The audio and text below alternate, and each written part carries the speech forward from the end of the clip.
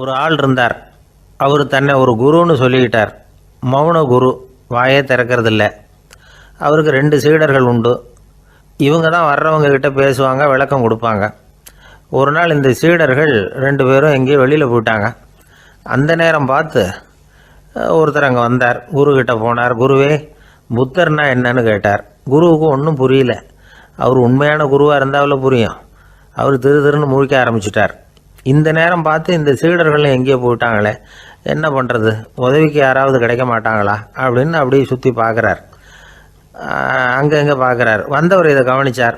ஏதோ புரிஞ்சுக்கிட்ட ஒரு மாதிரி அடுத்த கேள்வி கேட்டார். தர்மம்னா என்ன சுவாமின்னார். குருவுக்கு ரொம்ப சங்கடமாக போச்சு. நம்ம நிலைமை இப்படி ஆகிட்டுதே, இக்கட்டில் மாட்டிக்கிட்டோமே அப்படின்னு நினச்சபடியே விட்டத்தை பார்த்தார். அப்புறம் குனிஞ்சு தரையை பார்த்தார். அப்படியே உட்காந்துக்கிட்டார். வந்தவர் உடனே அடுத்த கேள்விக்கு போயிட்டார். தியானம்னா என்ன சுவாமின்னார். பாவம் என்ன பண்ணுவார் அந்த குரு, பேசாமல் கண்ணை கெட்டியாக மூடிக்கிட்டார். இது ஏதடா வம்பா போச்சுன்னு. இவர் இப்படி பண்ணால் கூட வந்தவர் சளைக்கலை. இன்னொரு கேள்வியும் கேட்டார். ஆசீர்வாதம்னா என்ன அப்படின்னார். இவர் பார்த்தார். இப்படியே போனால் இவர் கேள்வி கேட்குறத நிறுத்த மாட்டார் அப்படின்னு நினச்சிக்கிட்டு எனக்கு ஒன்றுமே தெரியாதுங்கிற பாவனையில் 2 கையையும் விரித்து காட்டினார். வந்தவர் முகத்தில் மகிழ்ச்சி, மன நிறைவு. ஏதோ எல்லாம் புரிஞ்சுக்கிட்ட ஒரு மாதிரி அங்கேருந்து புறப்பட்டு போனார். வழியில் அந்த குருவோட சீடர்கள் 2 பேரையும் சந்தித்தார். உங்கள் குருவை தான் பார்த்துட்டு வரேன்னார் இவர். என்ன நடந்ததுன்னு கேட்டாங்க. இவர் விவரமாக சொல்கிறார். உங்கள் குரு எவ்வளவு பெரிய ஞானி தெரியுமா? புத்தர்னா என்னன்னு கேட்டேன். அதுக்கு அவர் அப்படியும் இப்படியும் பார்த்தார். அதுக்கு என்ன அர்த்தம் தெரியுமா? மக்கள் புத்தரை அங்கேயும் இங்கேயும் தேடுறாங்க. உண்மையில் அவர் அங்கேயும் இங்கேயும் தேடி கண்டுபிடிக்க முடியாது அப்படிங்கிறத அவர் செய்கை மூலம் உணர்த்தினார். அதுக்கப்புறம் தர்மம்னா என்னன்னு கேட்டேன். அவர் மேலேயும் கீழையும் பார்த்து தர்மம் சமமானது, அதில் உயர்வு தாழ்வு இல்லைங்கிறத உணர்த்தினார். அதுக்கப்புறம் தியானம்னா என்னன்னு கேட்டேன். கண்ணை மூடிக்கிட்டார். கண்ணை மூடி காணுகிற அற்புதம் அது அப்படிங்கிறத புரிஞ்சுக்கிட்டேன். கடைசியாக ஆசீர்வதிக்கப்படுறது பற்றி கேட்டேன். கைகளை நீட்டி உதவுறது தான் அது அப்படிங்கிறத தன்னுடைய இருகை விரித்து உணர்த்தினார். எவ்வளோ பெரிய மகான் அவர் அப்படின்னு சொல்லிவிட்டு அவர் பாட்டு போயிட்டார். சீடர்கள் அதுக்கப்புறம் மெதுவாக குருக்கிட்ட சேர்ந்தாங்க. அவங்கள பார்த்ததும் குருவுக்கு கோபம் வந்துட்டுது. அடே பாவிகளா, எங்கடா போய் தொலைஞ்சிங்க, நான் ஒரு ஆளுகிட்ட மாட்டிக்கிட்டு என்ன பாடுபட்டிருக்கேன் தெரியுமான்னார். இது மாதிரி தான் நாம் சாதாரண மனிதர்களின் புற வேடங்களிலேயே மயங்கி போயிடுறோம். அவங்க பேச்சு, செய்கை, பார்வை இதிலெல்லாம் ஏதோ பெரிய தத்துவம் இருக்கிறதாக நினச்சிக்கிறோம். உண்மையிலேயே அந்த தத்துவங்கள் யாருக்கு சொந்தம்? அவங்களுக்கு இல்லை, நமக்கு தான் சொந்தம். நாம் தானே அதை கற்பிச்சுக்கிட்டோம். நாம் அடையாளம் கண்டுக்கிறது இல்லை. நாம் யாருங்கிறது நமக்கு புரியறதில்ல. அதுதான் இன்றைக்கி நடக்கிறது. அதனால தான் அடுத்தவங்களை தேடி ஓடிக்கிட்டு இருக்கிறோம். சில வீடுகளில் கூட இது மாதிரி சைகைகள் உண்டு. சில குடும்ப தலைவர்கள் தினமும் காலையில் கண்ணை கெட்டியாக மூடிக்கிட்டு கை 2ஐயும் சுத்தமாக விரித்து வச்சுக்கிட்டே உட்காந்து தியானம் பண்ணுறது வழக்கம். எதுக்காக அப்படி பண்ணுறீங்கன்னு ஒருத்தரை பார்த்து கேட்டேன். இந்த மாதம் வாங்கின சம்பளம் பூரா தீர்ந்து போச்சு, இனிமேல் என் கையில் சுத்தமாக ஒன்றும் இல்லை, புதுசாக எதுவும் செலவு வச்சுடாதே அப்படிங்கிறத அப்படி உள்ளங்கை 2ஐயும் விரித்து காட்டி அவங்களுக்கு உணர்த்துறேன் அப்படின்னார்.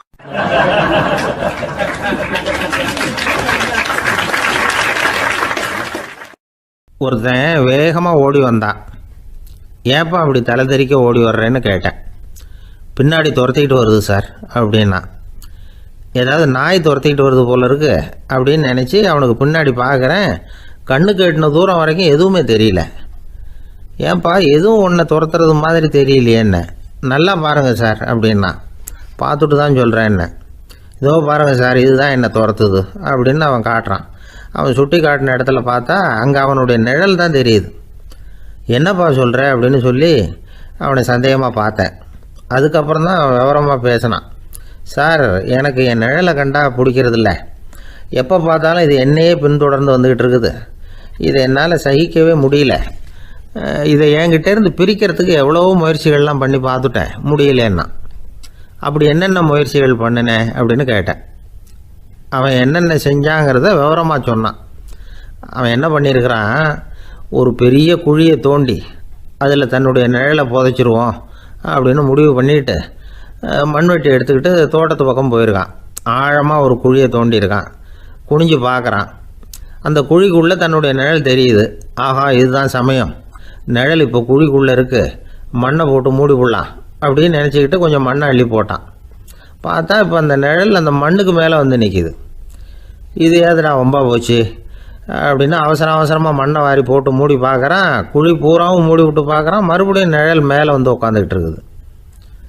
சரி, இதை குழியில் புதைக்க முடியாது அப்படின்னு முடிவு பண்ணிட்டு இதை இங்கேயே இப்படியே விட்டுட்டு ஒரே ஓட்டமாக ஓடி போடுவோம் அப்படின்னு நினச்சி எடுத்தான் ஓட்டம். அது காலை நேரம். இவன் மேற்க நோக்கி ஓடிக்கிட்டு இருக்கிறான். ஓடி ஓடி பார்க்குறான். நிழல் இவனை விட வேகமாக இவனுக்கு முன்னாடி ஓடிக்கிட்டு இருக்கு. சரி, திரும்பி ஓடி பார்ப்போம் அப்படின்னு நினச்சிக்கிட்டு அப்படியே சடார்னு திரும்பி ஓட ஆரம்பித்தான். பார்த்தான், அப்பாடா நிழலை காணலை. கொஞ்சம் தூரம் ஓடி ஒரு இடத்துல நின்று அப்படியே சாவகாசமாக திரும்பி பார்க்குறான். பின்னாடி நின்றுக்கிட்டு இருக்குது நிழல். இப்படி ஓடி வந்து தான் இங்கே நம்ம முன்னாடி நின்று தன்னுடைய அவஸ்தையை சொல்லிகிட்டு இருக்கிறான்.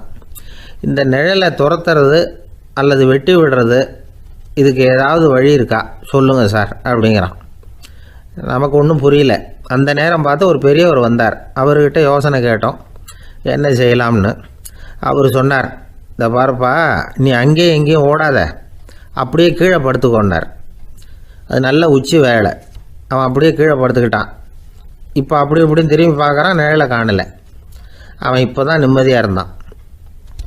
இப்போ அந்த பெரியவர் சொன்னார், எல்லா மனிதர்களுமே இப்படி தான் ஓடிக்கிட்டு இருக்கிறாங்க. நான் எனது அப்படிங்கிற ஆணவம் தான் அவங்கள துரத்திக்கிட்டு இருக்கு. அதை விட்டுட்டு ஓடணும்னு நினச்சாலும் அது முன்னாடி வந்து நிற்கிது. பரம்பொருளை நோக்கி ஓடுறப்போ இந்த ஆணவம் பின்னாடி வந்துவிடுது. பரிபூர்ண சரணாகதிங்கிற நிலையில் அது முழுசுமாக மறைஞ்சு விடுது. தன்னை உணர்கிற வேலை அது. அந்த நேரம் மனிதனுக்கு விடுதலை உணர்வு ஏற்படுகிற நேரம் அது. அப்படிப்பட்ட சுதந்திர மனிதர்களாக எல்லாரும் மாறி போயிட்டாங்கன்னா இந்த உலகமே இன்பமயம் அப்படின்னு ஒரு விளக்கம் கொடுத்தார் பெரியவர். நம்மால் ஒருத்தர் வேகமாக ஓடி வந்துக்கிட்டு இருந்தான். ஏன்டா அப்படி ஓடி வர்ற அப்படின்னு கேட்டார் எதிரில் வந்தவர். ஆசை துரத்துது, அதுதான் ஓடி வர்றேன்னா. உனக்கு என்ன ஆசைன்னு கேட்டார். எனக்கு ஒன்றும் ஆசை இல்லைங்க, என்னை எப்படியாவது பிடிச்சுடணும்னு போலீஸ்காரங்களுக்கு ஆசை. அந்த ஆசை இப்போ என்னை துரத்தி பின்னாடி வந்துக்கிட்டு இருக்குது. அதுதான் தப்பிச்சு வந்துக்கிட்டு இருக்கிறேன். குறுக்க நிற்காதீங்க சார், வழியை விடுங்க அப்படின்னு சொல்லிவிட்டு வேகமாக ஓடி மறைஞ்சான்.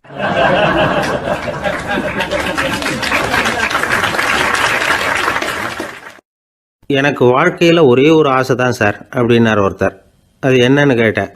ஆசைகளை ஒழிச்சுடணுங்கிறது தான் என்னோட ஆசை அப்படின்னார். இப்படி ஆசைகளை ஒழிக்க வேண்டும் அப்படிங்கிறதையே ஒரு ஆசையாக கொள்வது அபத்தம் அப்படிங்கிறார் ஒரு பெரியவர். இது மாதிரி ஆசைகளை ஒழிக்க ஆசைப்பட்டால் அந்த நோக்கம் நிறைவேறாதான். அந்த முயற்சியால் புதுசாக சில துன்பங்கள் தான் சேருமா. அதில் புதுசாக ஒரு ஆசை தலை தூக்கும் அப்படிங்கிறார் அவர். ஆசைகளை தானாக விழ வச்சுடலாம். அதுக்கு வழி என்ன தெரியுமா? எந்த ஒரு ஆசையையுமே பூரணமாக நிறைவேற்றி கொள்ள முடியாதுங்கிறத உணரணும். அதை உணர்ந்தால் ஆசைகள் தானாக விழுந்துடும். அதை விட்டுட்டு ஆசைகளை விட்டுடணுங்கிறதையே ஒரு ஆசையாக வச்சுக்கிட்டு அதுக்காக கடுமையாக முயற்சிகளையும் செஞ்சுக்கிட்டு நான் ஆசைகளை விட்டுட்டு ஞானோதயம் அடையிறதுக்கு கடுமையாக முயற்சி பண்ணிகிட்டு இருக்கிறேன் சார் அப்படின்னு சொல்லிக்கிட்டு இருந்தால் எந்த காலத்துலேயும் ஞானோதயம் வரப்போகிறதில்ல. அதுக்கு பதிலாக துன்பந்தான் சேரும் அப்படிங்கிறது அவரோட கருத்து. எந்த ஒரு ஆசையையும் பூரணமாக நிறைவேற்றி கொள்ள முடியாது அப்படிங்கிறத உணரணும். ஒரு ராஜா, அவர் மனசில் அமைதி இல்லை, எப்பவும் கஷ்டப்பட்டுக்கிட்டே இருந்தார். இந்த துன்பத்தை போக்குறதுக்கு பல வழிகளில் என்னென்னமோ முயற்சியெல்லாம் பண்ணி பார்த்தார். ஒன்றும் சரியாக வரல. கடைசியாக ஒரு காரியம் பண்ணார். அதாவது ஒரு வேதாந்தியை தேடிட்டு போனார். அவரை பார்த்து கேட்டார், ஐயா, என்னுடைய துன்பங்கள்லேருந்து நான் விடுபடணும், அதுக்கு சுலபமாக ஏதாவது ஒரு வழி இருந்தால் சொல்லுங்களேன் அப்படின்னு கேட்டுக்கிட்டார். அதுக்கு அந்த வேதாந்தி சொன்னார், அதுக்கு ஒரு வழி சொல்கிறேன், அது மாதிரி செய். அதாவது உன்னுடைய ராஜ்யத்துக்குள்ளே போதுங்கிற மனசோடு வாழ்கிற ஒருத்தனை கண்டுபிடிக்கணும். அப்படி கண்டுபிடிச்சி அவனுடைய சட்டையை வாங்கி நீ போட்டுக்கணும். அப்படி போட்டுக்கிட்டா உன்னுடைய துன்பம் தீர்ந்துடும் அப்படின்னார். உடனே ராஜாவுக்கு ரொம்ப மகிழ்ச்சி. அரண்மனையில் இருந்த அத்தனை பேரையும் ஆளுக்கு ஒரு பக்கமாக அனுப்புனார், தேட சொன்னார். போதுங்கிற மனசுடைய ஒருத்தனை கண்டுபிடிச்சி கொண்டுகிட்டு வாங்க அப்படின்னார். எங்கெங்கேயோ தேடி கடைசியாக ஒரு ஆளை கண்டுபிடிச்சாங்க. அவன் போதுங்கிற மனசோடு இருக்கிறவன் தான். ஆனால் அவன்கிட்ட சட்டை எதுவும் இல்லை. இடையில கட்டியிருக்கிற துண்டே போதுங்கிற மனசோடு அவன் வாழ்ந்துக்கிட்டு இருக்கிறான். சட்டை இருந்தாவில் ராஜா வாங்கி மாட்டிக்க முடியும். அந்த வேதாந்தி ஏன் அப்படி சொன்னாருங்கிறதுக்கான அர்த்தம் இப்போ தான் ராஜாவுக்கு புரிஞ்சுதான். இது வரைக்கும் சொன்னதெல்லாம் ஞான மார்க்கத்தை தேடிக்கிறவனுக்கான உள்ள தகவல். இப்போ இன்றைக்கி இளைஞர்கள் இதை கேட்டுவிட்டு நமக்கு ஆசையே வேணாம் அப்படின்னு முடிவு பண்ணிவிட்டா வாழ்க்கையில் முன்னேறவே முடியாது. நம்முடைய முயற்சிக்கு ஆசை தான் தூண்டுகோல். அதனால் இந்த ஆசையையும் அந்த ஆசையையும் போட்டு குழப்பிக்கக்கூடாது. ஆனால் ஒன்று, பேராசை நமக்கு தேவையில்லை. நாம் படுற ஆசையிலேயும் ஒரு நியாயம் இருக்கணும். ஏன்னா நம்மளில் சில பேர் நீங்கள் தான் சார் சொன்னீங்க, அதனால தான் ஆசைப்பட்டேன், அரை தான் கிடச்சிது மிச்சம் அப்படிம்பாங்க கன்னத்தை தடவிக்கிட்டே. அதனால் இப்போல்லாம் எந்த தகவலை சொன்னாலும் ரொம்ப எச்சரிக்கையாக இருக்க வேண்டியிருக்குது. ஒரு ஆள் ஒரு கடை வச்சு வியாபாரம் பண்ணிகிட்டு இருந்தான். அவனுக்கு ரொம்ப பேராசை, நிறைய பணம் சேர்க்கணும்னு. திடீர்னு ஒரு நாள் அவனுக்கு உடம்பு ரொம்ப சுகமில்லாமல் போயிட்டுது. இனிமேல் பிழைக்கிறது கஷ்டங்கிற நிலைமை. மரணப்படுகையில் இருக்கிறான். சொந்தக்காரங்கள்லாம் சுற்றி உட்காந்துருக்குறாங்க. இவன் மெதுவாக கண்ணை திறந்து பார்க்குறான். என் வீட்டுக்காரி எங்கேன்னா, இதோ இருக்கேன் அப்படின்னாங்க அந்த அம்மா. பசங்கள்லாம் எங்கேங்கிறான். இதோ பக்கத்தில் தான் நின்றுக்கிட்டு இருக்கிறோங்கிறாங்க. பொண்ணுங்க எங்கேங்கிறான். எல்லாம் இங்கே தான் இருக்கிறோம் அப்படிங்கிறாங்க. எல்லாம் இங்கே தான் பக்கத்தில் தான் இருக்கோம், நீங்கள் கவலைப்படாதீங்கன்னு சொல்கிறாங்க எல்லாம். அவன் மெதுவாக கஷ்டப்பட்டு வாயை திறந்து, அட பாவிங்களா, எல்லாரும் இங்கே இருந்தால் அங்கே கடையை யார் கவனிக்கிறது அப்படின்னானா.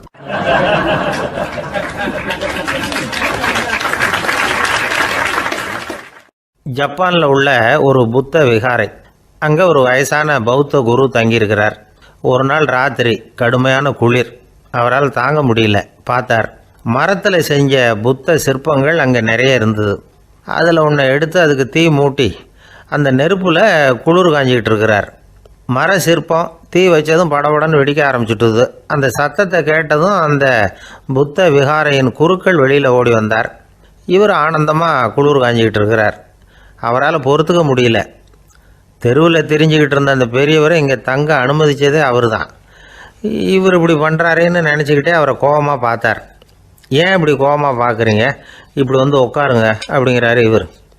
அவருக்கு இன்னமும் கோபம் வந்துட்டுது. எங்கள் கடவுளை எரிச்சுட்டிங்களே அப்படின்னு சத்தம் போட்டாராம். அப்படியா அப்படின்னு கேட்டுக்கிட்டே அந்த சாம்பலை கிளறினார் இவர். என்ன செய்கிறீங்கன்னு கேட்டிருக்கார் அவர். நான் எலும்புகளை தேடுறேன்னாராம். நீங்கள் ஒரு பைத்தியம், இது ஒரு மர சிற்பம், இதில் எலும்புகள் கிடையாது அப்படின்னாராம். அவருக்கு கோபம் வந்துட்டுது. உடனே வெளியில் போங்கன்னு கத்தியிருக்கார். வெளியில் தள்ளி கதவையும் சாத்தி விட்டாராம். மறுநாள் காலையில் கதவை திறந்து பார்த்தா அந்த வயசான பெரியவர் ஒரு மயில்கல் மேலே சில காட்டு பூக்களை வச்சு புத்தம் சரணம் கச்சாமின்னு சொல்லிக்கிட்டே இருக்கிறார். இவருக்கு சந்தேகமாக போட்டுது. கிட்ட போனார். என்ன செஞ்சுக்கிட்டு இருக்கீங்கன்னு கேட்டார். இது என்னுடைய காலை நேர பிரார்த்தனைனாராம். நிஜமாகவே நீங்கள் ஒரு பைத்தியமாக தான் இருக்கணும், ஏன்னா அது ஒரு மயில்கல் அப்படின்னாராம். இப்போ அந்த பெரியவர் சொன்னாராம், நீங்கள் ஒரு மரத்தை புத்தராக நினைக்கும் பொழுது நான் ஏன் ஒரு மயில்கல்ல புத்தராக நினைக்கக்கூடாது? நான் புத்தரை எரிக்கலாம், ஏன்னா அவரை நான் நேசிக்கிறேன். அந்த சிற்பம் மரத்தால் ஆனதுங்கிறது எனக்கு தெரியும். நான் ஒரு மயில்கல்லை தொழலாம், ஏன்னா அது எனது பூக்களை தாங்குது. நான் இந்த மயில்கல்லுக்குள்ளே மறைஞ்சிருக்கிற புத்தரை பார்க்குறேன். யாராவது ஒரு சிற்பி இதை சிலையாக்கினாதான் நீங்கள் புத்தரை பார்க்க முடியும். அன்னைக்கு ரொம்ப குளிராக இருந்தது. நான் எனக்குள்ளே இருக்கிற புத்தரையும் பாதுகாக்கணும். உள்ளே இருக்கிற புத்தரை காப்பாற்றுறதுக்காக வெளியில் உள்ள புத்தரை எரிக்கலாம், அதில் ஒன்றும் தப்பு இல்லை. அது அவருடைய போதனையிலேயே இருக்குது. உனக்குள் ஜோதியாக இரு அப்படிங்கிறது அவருடைய போதனை. என்னுடைய புத்தர் குளிரில் நடுங்கிட்டு இருந்தார். அந்த மர சிற்பங்கள் வெயில் மழையில் உணர்ச்சி இல்லாமல் இருந்தது, அதனால் அப்படி பண்ணினேன். ஆனால் நீங்கள் என்ன பண்ணீங்க? நான் ஒரு மர புத்தரை எரிச்சதுக்காக உயிருள்ள புத்தரை வெளியில் தள்ளி கதவை சாத்தினீங்க அப்படின்னாராம் அந்த பெரியவர். உண்மையான பக்திங்கிறது இதுதான். அதாவது உனக்குள் ஜோதியாக இரு அப்படின்னு புத்தர் சொன்னார் இல்லையா, அது மாதிரி தனக்குள் ஜோதியாக இருக்கிற இந்த காலத்து ஆசாமிகள் நிறைய பேர் உண்டு. எப்பவும் போதையிலேயே இருக்கிறவங்க. ஒரு நாள் நடு ராத்திரி ஒரு மது கடையில் ஒரு ஆள் அங்குள்ள சிப்பந்திகள்கிட்ட கேட்டுக்கிட்டு இருக்கிறான். மறுபடியும் இந்த கடை எப்போ திறப்பாங்கன்னு கேட்டானா. நாளைக்கு காலையில் 8 மணிக்கு திறப்பாங்க அப்படின்னு நானும் அங்கே இருந்த ஆள். அவன் திருப்பி திருப்பி அதையே கேட்டுக்கிட்டு இருக்கான். இவனுக்கு பதில் சொல்லி சொல்லி அழுத்து போச்சு. அதான் சொல்கிறேன் ஐயா, நாளைக்கு காலையில் வா அப்படின்னாங்களாம். அதுக்கு இவன், நான் வர்றதுக்காக கேட்கலையா, நேற்றுக்கு வந்தவன் உள்ளேயே மாட்டிக்கிட்டேன், வெளியில் போகிறதுக்காக கேட்டேன் அப்படின்னு நானும்.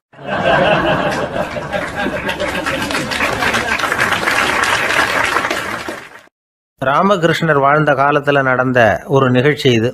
அப்போது ஒரு ஓவியர் இருந்தாராம்.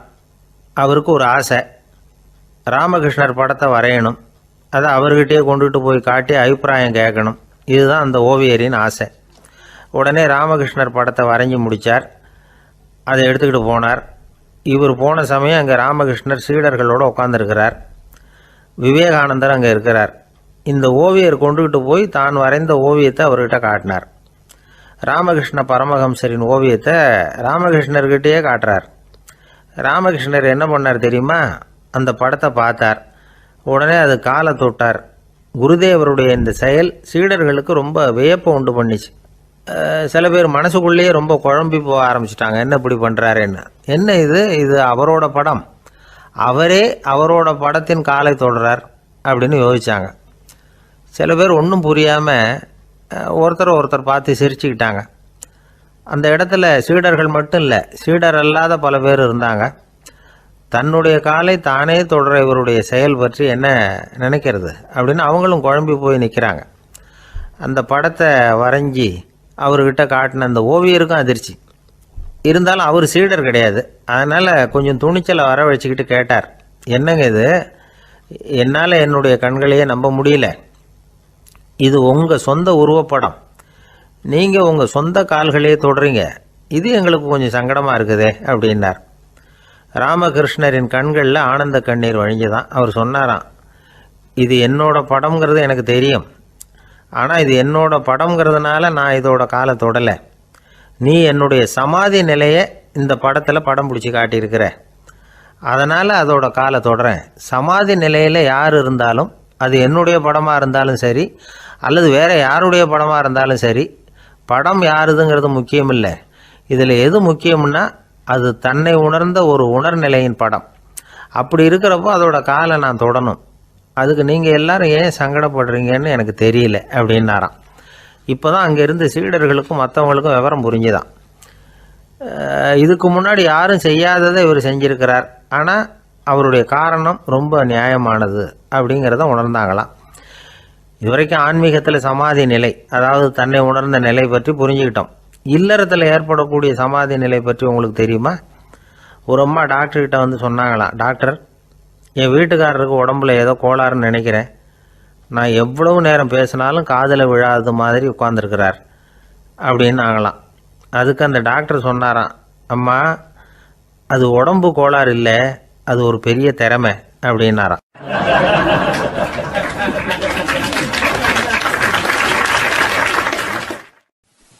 ஒரு ஏரி ஓரமாக 2 பசங்க நடந்து போய்கிட்டு இருக்கிறாங்க. அதில் ஒருத்தன் பணக்கார வீட்டு பையன், இன்னொருத்தன் ஏழை. இவங்க 2 பேரும் போய்கிட்டு இருக்கிறாங்க. வழியில் ஒரு இடத்துல ஒரு ஜோடி செருப்பு இவங்க கண்ணில் படுது. ஒரு விவசாயி அந்த செருப்பை அங்கே விட்டுட்டு பக்கத்தில் இருந்த ஏரியில் கை காலை கழுவிட்டு இருக்கிறார். உடனே அந்த பணக்கார பையனுக்கு ஒரு ஐடியா. அவன் சொன்னானா, டேய், இப்போ ஒரு வேடிக்கை செய்யலாம். அந்த செருப்பு 2ஐயும் தூக்கி எட்டத்தில் வீசி எரிஞ்சிருவோம். அந்த ஆள் வந்து பார்த்துட்டு செருப்பை தேடி அல்லாடுவான், அங்கேயும் இங்கேயும் ஓடுவான், திருன்னு முழிப்பான். அதை பார்த்து நாம் ரசிக்கலாம், நல்ல தமாஷா இருக்கும் அப்படின்ட்டுருக்கான். இப்படி சொல்லிவிட்டு அந்த செருப்புகளை தூக்கிறதுக்கு போனானா. கொஞ்சம் பொறு அப்படின்னானா அந்த ஏழை பையன். ஏன்னு கேட்டிருக்கான் அவன். இப்போ அந்த ஏழை பையன் சொன்னானா, நீ சொல்கிறது ஒன்றும் வேடிக்கை கிடையாது. உன்னோட செருப்பு தொலைஞ்சா உன் அப்பா உடனே உனக்கு வேறு செருப்பு வாங்கி கொடுத்துருவார். ஆனால் அந்த ஆளுக்கு இந்த செருப்பு தொலைஞ்சதுன்னா வேறு புதுசாக வாங்கிறதுக்கு வாயையும் வயத்தையும் கட்டி பணத்தை சேர்க்க வேண்டியிருக்கும். அதனால் நான் ஒரு வேடிக்கை சொல்கிறேன், அது மாதிரி செய், அது இன்னமும் தமாஷா இருக்கும் அப்படின்னானா. எப்படி அது சொல்லுன்றிருக்கான் அவன். செருப்பு 2ம் அது இருக்கிற இடத்துலையே இருக்கட்டும். உன் சட்டப்பையிலிருந்து ஒரே ஒரு ரூபா நாணயத்தை எடு. அதை அந்த செருப்பு மேலே அதோட குதிகால் பகுதியில் வச்சுட்டு நாம் 2 பேரும் அந்த மரத்துக்கு பின்னாடி ஓடி போய் மறைஞ்சு நின்றுக்குவோம். அப்புறம் பாரு வேடிக்கையே அப்படின்னா. அதே மாதிரி ரூபா காசு செருப்பு மேலே வச்சுட்டு இவங்க 2 பேரும் மறைஞ்சு நின்றுக்கிட்டாங்க. கொஞ்ச நேரத்தில் அந்த விவசாயி வந்தார். காலில் உள்ள மண்ணை தட்டிவிட்டு செருப்பை மாட்டுறதுக்காக போனார். அங்கேருந்து காசு கண்ணில் போட்டுவிட்டுது. அவருக்கு ஆச்சரியமாக போச்சு. அதை கையில் எடுத்து பார்க்குறார். 4 பக்கமும் திரும்பி திரும்பி பார்க்குறார், யார் இதை வச்சுருப்பான்னு. கடைசியில் ஆகாயத்தை பார்க்குறார். ஆண்டவா, இது உன்னோட கருணை தான். நீ தான் யாரோ புண்ணியவான் மனசில் தர்மம் பண்ணுற எண்ணத்தை உண்டாக்கி இருக்கிற. அந்த புண்ணியவான் நல்லா இருக்கணும் அப்படின்னு வாழ்த்தி அந்த காசை கண்ணில் ஒத்திக்கிட்டாரான். மறைஞ்சிருந்து பார்த்துக்கிட்டு இருந்த ஏழை பையன் இப்படி சொன்னான், பாத்தியா, உன்னை புண்ணியவான்னு வாழ்த்திவிட்டு போகிறார் அந்த ஆள். அவருக்கும் சந்தோஷம், அதை பார்த்து நமக்கும் சந்தோஷம். உனக்கு ₹1 ஒரு பெரிய விஷயம் இல்லை, ஆனால் அதனால் நமக்கு கிடைச்சிருக்கிற மகிழ்ச்சி ரொம்ப உயர்வானது அப்படின்னு நானும். வேடிக்கையும் கிண்டலும் இது மாதிரி அடுத்தவங்களுக்கு இடைஞ்சலாக இல்லாமல் இருக்கணும் அப்படிங்கிறார் கலைவாணர். ஆனால் பாருங்கள், அவருக்கே இடைஞ்சலாக வர்ற விஷயங்களை கூட அவர் வேடிக்கையாக தான் எடுத்துக்கிட்டாராம். ஒரு தடவை ஒருத்தர் கலைவாணர்கிட்ட வந்து, ஐயா என் குழந்தை செத்து போச்சு அப்படின்னு சொல்லி அழுதாராம். உடனே அவருக்கு ₹100 பணத்தை கொடுத்து, இந்தாங்க அடக்கம் செய்யுங்க அப்படின்னு சொல்லி அனுப்பி வச்சாராம். 1 வருஷம் கழித்து மறுபடியும் அதே ஆள் வந்திருக்கார். இவர் மறந்துருப்பாருங்கிற நினைப்புல, அண்ணே என் குழந்தை இறந்து போச்சுண்ணே அப்படின்னாராம். இவர் மறுபடியும் ₹100 கொடுத்து ஆறுதல் சொல்லி அனுப்பி வச்சாராம். 7-8 மாதம் கழித்து மறுபடியும் அதே ஆள் வந்திருக்கார். அவர் வாயை திறக்கிறதுக்கு முன்னாடியே இவர் ₹100 அவர் கையில் வச்சு, போன 2 தடவை தான் குழந்தை செத்து போச்சு, இந்த தடவையாவது அதை சாகாமல் காப்பாற்றி விடு அப்படின்னு சொல்லி அனுப்பி வச்சாராம். அதுக்கப்புறம் அந்த ஆள் வர்றதே இல்லையா.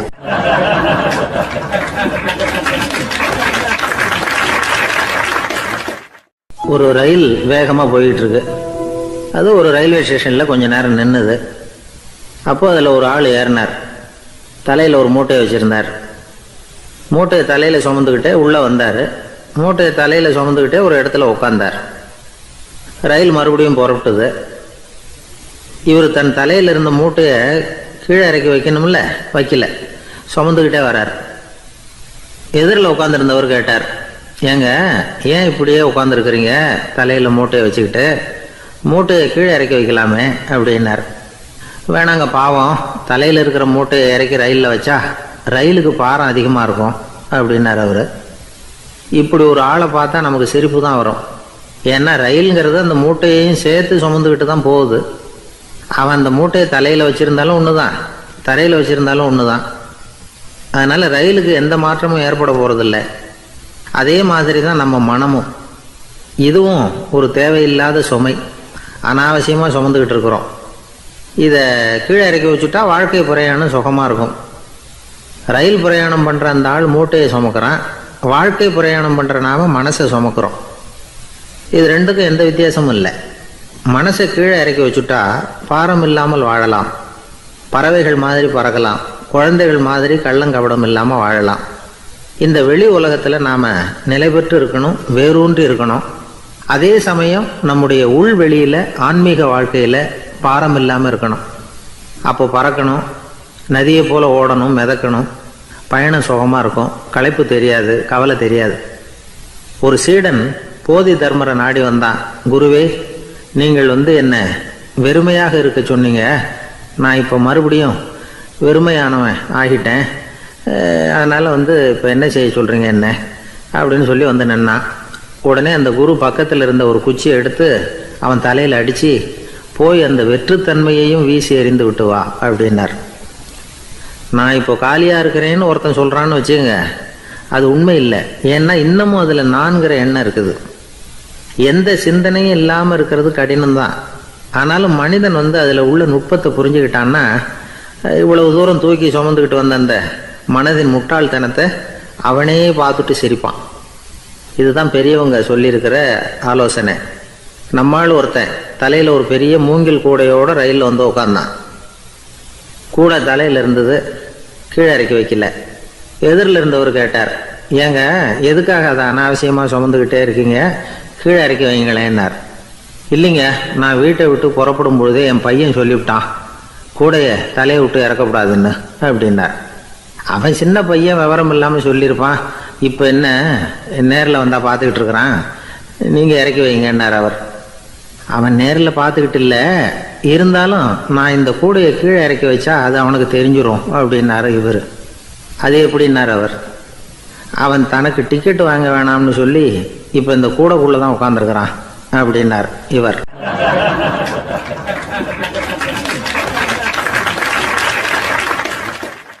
எனக்கு தெரிஞ்ச ஒருத்தர் இருக்கார். அவர் ஒரு பெரிய காவல்துறை அதிகாரி, ரொம்ப கண்டிப்பானவர். அவரை கண்டாவே எல்லாரும் பயப்படுவாங்க. அப்படிப்பட்டவர் வீட்டுக்கு போனால் அப்படியே அடியோடு மாறிடுவார். அங்கே போய் பார்த்தீங்கன்னா குழந்தைகளோட குழந்தையாக அவர் விளையாடிக்கிட்டு இருப்பார். அலுவலக சமயத்தில் பார்த்தீங்கன்னா குதிரை முதுகில் அவர் உட்காந்துருப்பார். வீட்டில் பார்த்தீங்கன்னா அவர் முதுகில் குழந்தை உட்காந்துருக்கும்.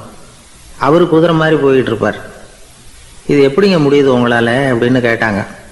அது ஒன்றும் இல்லை, இங்கே வீட்டுக்கு வந்த உடனே என்னோட மனசை தனியாக எடுத்து வச்சுருவேன் அப்படின்னார். அது என்னங்க உங்கள் சட்டப்பயிலியாக இருக்குது மனசு, அது தனியாக எடுத்து வைக்கிறதுக்கு அப்படின்னு கேட்டாங்க. அப்படி இல்லைங்க, இது ஒரு பயிற்சி, மனப்பயிற்சி, அவ்வளவுதான் அப்படின்னார்.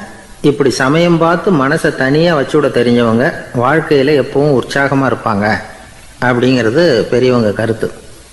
ஒரு டாக்டர் ஆஸ்பத்திரியில் இருக்கிற வரைக்கும் டாக்டராக இருக்கலாம்.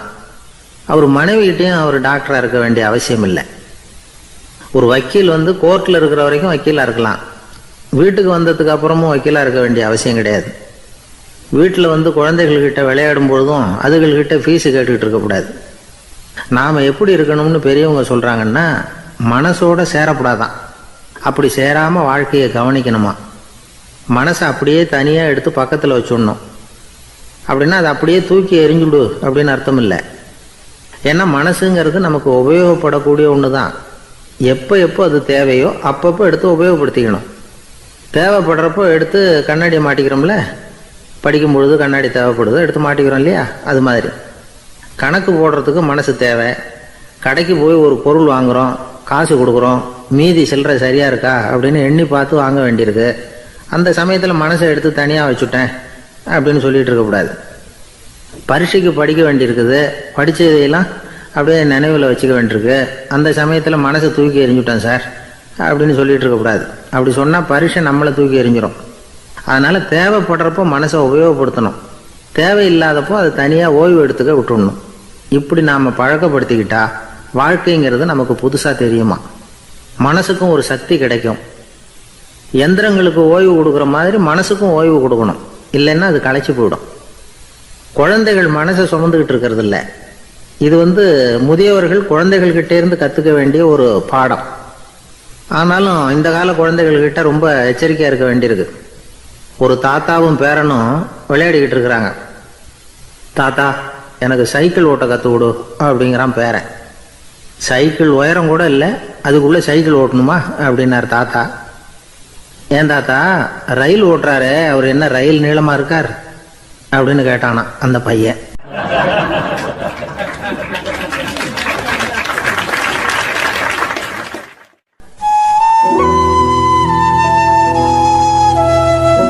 இருக்கிறாங்க. அந்த வழியாக போகிறவங்க வர்றவங்கெல்லாம் அந்த இடத்துல நின்று அது என்ன மண்டபம் அப்படின்னு விசாரிக்க ஆரம்பித்தாங்க. அந்த அப்பாவும் பிள்ளையும் தான் வர்றவங்களுக்கெல்லாம் விவரம் சொல்லிகிட்டு இருக்கிறாங்க. அதாவது இந்த இடத்துல ஒரு பெரிய மகான் சமாதி ஆயிருக்கார், அவர் சமாதியான இடத்துல இந்த நினைவு மண்டபத்தை கட்டியிருக்கிறோம் அப்படின்னாங்க. ஊர் பூரா இந்த செய்தி பரவிச்சு. நிறைய பேர் அந்த இடத்த தேடி வர ஆரம்பித்தாங்க. இங்கே கொஞ்சம் நேரம் உட்காந்துட்டு போனால் மனசுக்கு ஒரு நிம்மதி கிடைக்கிது அப்படின்னாங்க. அங்கே இருந்த உண்டியலில் நிறைய காசு போட்டுட்டு போகிறாங்க. பணம் கிடுகிடுன்னு நிறைய சேர ஆரம்பிச்சுட்டுது. பணம் நிறைய சேர்ந்த உடனே அந்த அப்பாவுக்கும் பிள்ளைக்கும் தகராறு வந்துட்டுது. பணம் சேர்ந்தாலே சொத்து தகராறு வரத்தானே செய்யும், அது மாதிரி வந்துட்டுது. பையன் அடிக்கடி நிறைய பணம் கேட்க ஆரம்பித்தான். அப்பா பார்த்தார், யோசனை பண்ணார், ஒரு முடிவுக்கு வந்தார்.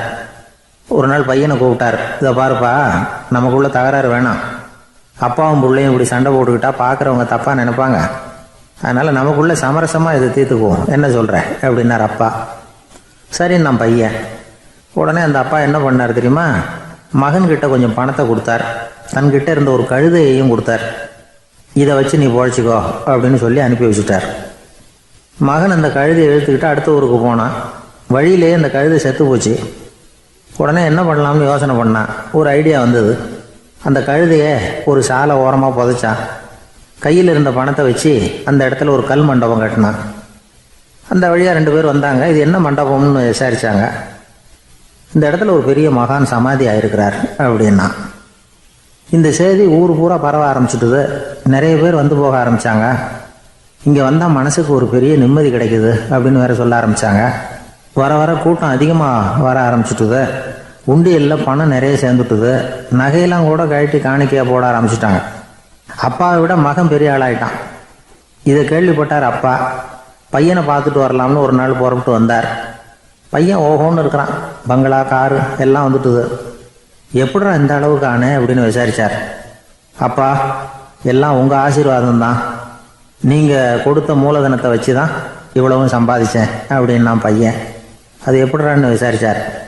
அப்பா, நீங்கள் ஒரு கழுதை குட்டியும் கொஞ்சம் பணமும் என்கிட்ட கொடுத்து அனுப்பி வச்சிங்க. அதை எடுத்துக்கிட்டு வந்தேன். வர்ற வழியில் அந்த கழுதை செத்து போச்சு. உடனே யோசனை பண்ணேன், அந்த கழுதையை இந்த இடத்துல புதைச்சேன். கையில் இருந்த பணத்தை வச்சு மண்டபம் கட்டினேன். மகான் ஒருத்தர் சமாதி ஆகிருக்கார் அப்படின்னு வதந்தியை கிளப்பி விட்டேன். ஜனங்கள்லாம் ஏமாந்து போய் காசை கொண்டாந்து போட ஆரம்பிச்சிட்டாங்க. நான் பொழைச்சிக்கிட்டு இருக்கிறேன் அப்படின்னா. இப்போதான்டா நீ என் புள்ள அப்படின்னு சொல்லி சந்தோஷப்பட்டாரான் அந்த அப்பா. ஏன் அப்படி சொல்கிறீங்கன்னு கேட்டிருக்கான் பையன். கழுதை குட்டியை புதைச்சி மண்டபம் கட்டியிருக்கிற நீ, ஏற்கனவே நம்ம ஊரில் நாம் கட்டியிருக்கிறோமே மண்டபம், அது இந்த கழுதையோட அம்மாவை புதைச்ச இடம். மகான் சமாதி ஆகிருக்காருன்னு நானும் சும்மா கப்ஸாக தான் விட்டுக்கிட்டு இருக்கேன் அப்படின்னாரான் அப்பா. முட்டாள் ஜனங்களை நினச்சி அந்த 2 பேரும் சத்தம் போட்டு சிரிச்சாங்களாம்.